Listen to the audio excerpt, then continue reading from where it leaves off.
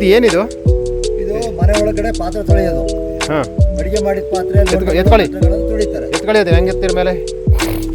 ಓ ಅಷ್ಟು ಮಸ್ತ್. ಹಾಂ, ಈ ತರ ಬಕೆಟು. ಹಾಂ, ಇದು ದಿನಕ್ಕೆ 3 ಬಕೆಟ್ 4 ಬಕೆಟ್ ತುಂಬುತ್ತೆ. 3 ಬಕೆಟ್ ತುಂಬುತ್ತೆ.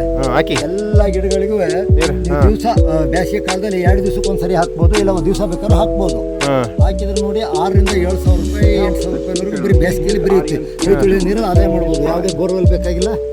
ಇದು ಬೂದುಗುಂಬಳ ಒಂದು ಹಾಕಿದ್ರಾ? ಅದೇ ಬಿದ್ದು ಬಿಟ್ಟಿದ್ದು ಎಷ್ಟು ಬಂತು? 5,000 ರೂಪಾಯಿ ಅದಕ್ಕೆ. ಇದು ಲಾಸ್ಟ್ನೇದು ಇದು.